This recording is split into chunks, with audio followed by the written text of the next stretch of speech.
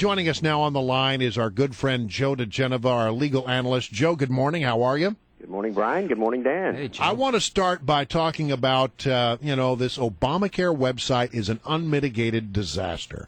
By some estimates, it has cost $634 million when the early estimates were it should have cost somewhere around $50 million.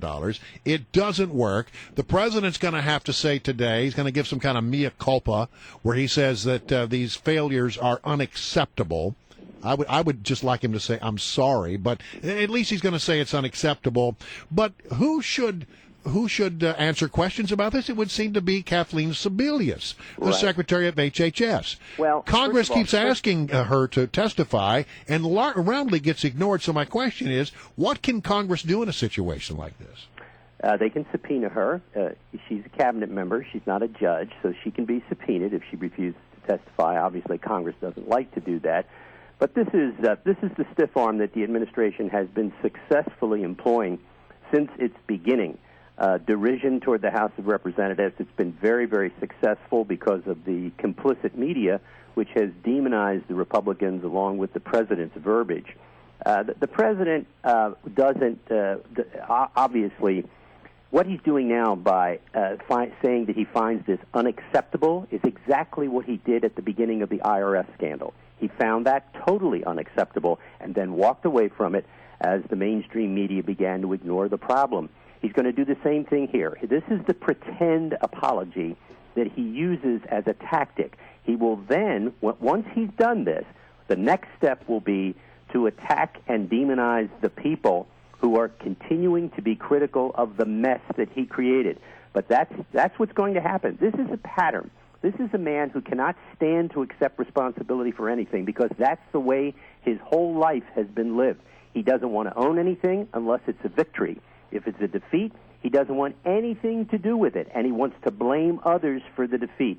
You watch this roll out. Unacceptable today. Tomorrow, it's criticizing the critics. Well, but Kathleen Sebelius apparently has completely ignored committee requests for documents to have people testify. I mean, if you are a member of Congress and you're on the appropriate committee to oversee HHS, how is it that you can send a letter to the Department of Health and Human Services and it just basically is ignored? Because the mainstream media does not hold this administration accountable for anything. The members of the House are going to have to issue a subpoena for her if they want her to testify. And she will come up. Eventually, she will testify, and she will give the same type of lame testimony that other administration officials have given. For example, the guy who heads the Park Service. And that testimony the other day in the House of Representatives, this guy's name ought to be, every time people start a radio show, they ought to announce who the head of the Park Service is, but they also ought to announce who the head of the Interior Department is that runs the Park Service. You know what? Who's the Secretary of Interior? You know how many people can tell you that? And the reason they can't is because the media does not pound on these people like they would if they were Republicans. That every day, every broadcaster ought to name the Secretary of Interior and this clown who runs the Park Service, who, by the way, is the guy that allowed the little housing community to build up in McPherson Square for over a year with filth and rats and rapes and crimes. I mean, this guy is a total clown, and nobody knows who he is because he's been ignored. Well, it's Sally Jewell, by the way, but I had to look it up. Yeah, Joe. And who's that? Yeah. Hey, Joe, regarding this J.P. Morgan settlement, $13 billion hustled out of J.P. Morgan, basically pickpocketed by the government. Is this the new thugocracy here? I mean, government intimidation. You have the S&P thing. S&P dares to downgrade our $17 trillion in debt and say, hey, we may be in a little bit of trouble, just tells the truth. The government goes after them, the DOJ. J.P., not a big supporter of the president. Government goes after them. Is this not a bigger story? Unlike the IRS, because banks and financial institutions are just not convenient political targets? Is that the reason more Republicans are talking about? Nobody likes these types of large financial institutions, but the truth is Jamie Dimon actually is a pretty interesting fellow and has done a pretty good job of running a very large institution, which is absolutely essential to the continued viability of financial markets in the United States. Right now, this is all about money. And remember, J.P. Morgan is basically on the hook mostly because it acquired Bear Stearns and Washington Mutual at the request of Hank Paulson in 2008. And with that went all these lousy mortgages. But the real culprits here, it's not J.P. Morgan. It's not Jamie Dimon. The culprit is Bill Clinton and Barney Frank, who designed the Community Reinvestment Act in the 1990s, which forced banks to make loans to people who could not afford them, who were not financially qualified to have them, and all of these securities that were bundled up with these lousy loans from unqualified borrowers became the basis for this. Barney Frank and Bill Clinton are the architects of the financial crisis.